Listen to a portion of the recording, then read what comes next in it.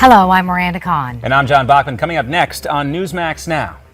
Are religious extremists winning the battle against free speech? What one Charlie Hebdo cartoonist refuses to draw and why? A Florida congressman, a Republican, breaking ranks with his party to stand with President Obama on climate change. Political analyst Raul Mas joins us to discuss this during our roundtable. Plus, Chipotle goes GMO-free, but is this really a commitment to its customers' health or just another marketing ploy? All that and more coming up next on Newsmax Now. And welcome back to Newsmax Now. It's good to have you with us. We now have another Democrat, really a socialist, but a guy who's going to run as a Democrat in 2016, throwing his hat into the ring. Vermont Senator Bernie Sanders, a self-described socialist, announced today that he is running for president. He says his main concern is income inequality in America. We can't continue having a nation in which we have the highest rate of childhood poverty of any major nation on earth at the same time as we're seeing a proliferation of millionaires and billionaires. Well, Bernie Sanders also says he has never run a negative campaign ad in his political life, and he doesn't plan to against Hillary Clinton either. Baltimore police have now given prosecutors their findings in the investigation into the death of Freddie Gray. Earlier today, the police commissioner talked about the need to wrap this up quickly so the community can start to heal. I understand the frustration. I understand the sense of urgency, and so has the organization, and that is why we have finished it a day ahead of time. We also learned from Baltimore police today that the police van carrying Freddie Gray made a second stop after his arrest. It was after that Gray was taken to a hospital where he later died. Meanwhile, hundreds of people flooded the streets of New York City last night to protest Freddie Gray's death. You can hear them chanting, "No justice, no peace." Some also shouted, "Hands up, don't shoot." That, of course, is in reference to the police shooting of Michael Brown in Ferguson last year. Police arrested at least 60 people after they refused to get out of the street. But it was a much quieter night in Baltimore, where a 10 o'clock p.m. curfew remained in place. City leaders say the streets were clear just 15 minutes after the curfew began. Police have handed the investigation over to prosecutors so far. No officers have been charged in Freddie Gray's death. There are still many questions about how Gray was injured.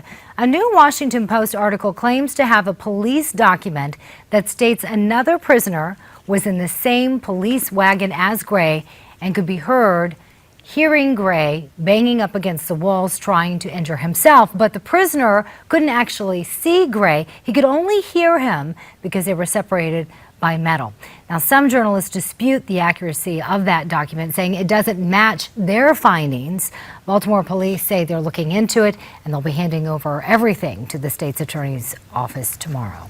Well, 5 years before the deadly crash of a German jet in the Alps, the FAA had serious questions about the plane's co-pilot. Newly released documents show that officials raised questions in 2010 about whether Andreas Lubitz should be granted a pilot's license in the United States. But German doctors assured them that Lubitz had fully recovered from an episode of depression.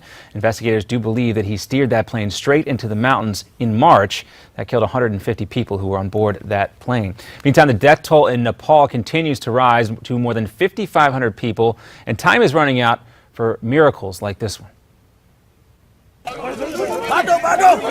Rescue crews were able to save the life of Pima Lama, a teenager who you see there on a stretcher. He was trapped underneath the rubble in Kathmandu for 5 days.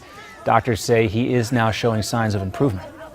Surprisingly, quite well. Very communicated, talked to us. Being 5 days without food and without water, it was amazing the way he was survived. Well, certainly was. Lama says he was eating on the first floor of the Hilton Hotel there in the city when the quake struck. Officials say at least 8 million people were displaced by the earthquake so far, and more than 500,000 houses have been either damaged or destroyed. A former employee of Al Jazeera America files a $15 million lawsuit against the company. Matthew Luke says his supervisor, Osman Mahmoud, removed women from projects and made anti-Semitic remarks about Israel. Luke says he went to Human Resources to report his concerns, and that was when he was fired for not fitting into the company's culture. Mahmoud has called the allegations against him, quote, a pack of lies. The search continues now for 2 missing boaters in Alabama. So far, they've recovered the bodies of 3 people. Their boat sank when a strong storm hit during a regatta last weekend. Search teams are still looking for a 71-year-old man and a 17-year-old. Adam is an amazing kid who loves his brother and his sister so much. The families have thanked all of the boaters who have been out looking in the water for days. You ever wonder why so many weird things seem to happen in the Sunshine State? Well, it looks like some of us can blame some of that bizarre behavior on a designer drug called Flocka. Florida police say they have found people on that drug running naked through the streets, believing they are being chased. Another tried to break into the Fort Lauderdale Police Department, and one tried to leap a fence but ended up getting stuck on that same fence. The popularity of the drug has exploded this year. It costs less than $5 to get some of it. It's very easy to get, and every time they make it illegal, they just change the chemical compound. But it's not just in Florida. Drugs appear to be on the rise behind the mess in Canada. This is the aftermath of what police, this situation interesting here. This is the aftermath of what police in Calgary are calling a drug-induced orgy at the rented home through the website Airbnb. The homeowners, Mark and Star King, apparently got a call about the unusual activity at their own home, and this is what they found. The person doing the filming says it only scratches the surface of what actually took place.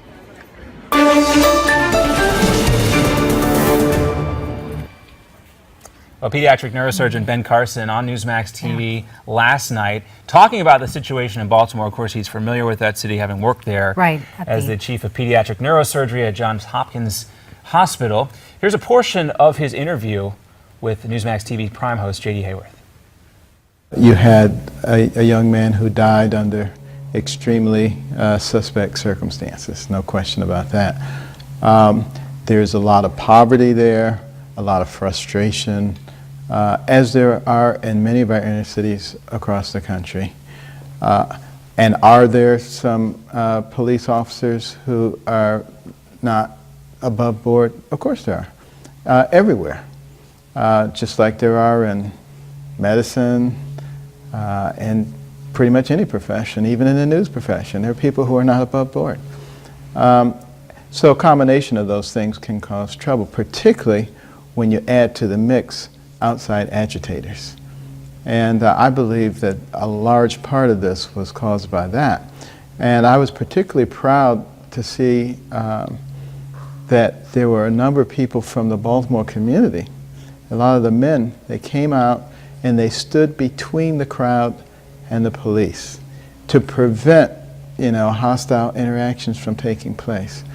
Those are the kind of people that I'm familiar with in Baltimore, people who actually think and take responsibility. Here's a city that hasn't fully recovered from the '68 riots. And in the same area, now we're exacerbating the situation.